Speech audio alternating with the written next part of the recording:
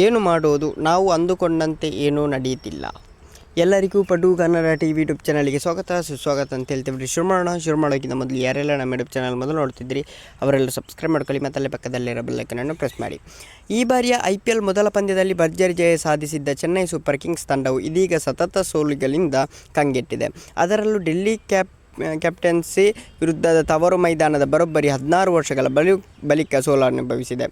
MA Chidambara ಸ್ಟೇಡಿಯಂನಲ್ಲಿ ನಡೆದ ಈ ಪಂದ್ಯದಲ್ಲಿ ಟಾಸ್ ಗೆದ್ದ ಮೊದಲು ಬ್ಯಾಟ್ ಮಾಡಿದ ಡೆಲ್ಲಿ ಕ್ಯಾಪಿಟಲ್ಸ್ ತಂಡಕ್ಕೆ KL ರಾಹುಲ್ ಉತ್ತಮ ಆರಂಭ ಒದಗಿಸಿದರು.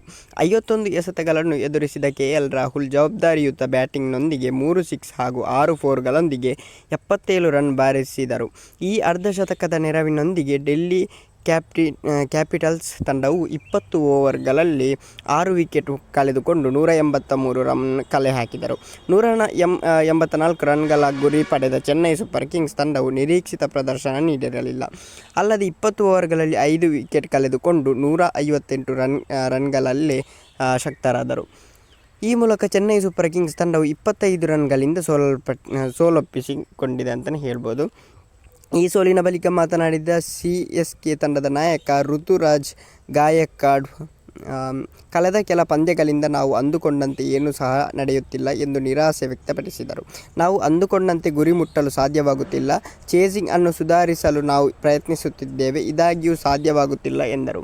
ಓಕೆ ಗೈಸ್, ಮುಂದಿನ ಸಿಗೋಣ. ಅಲ್ಲಿವರೆಗೆ ಲೈಕ್, ಶೇರ್, ಸಬ್ಸ್ಕ್ರೈಬ್ ಮಾಡಿ ಅಂತ ಹೇಳ್ತಲ್ಲ.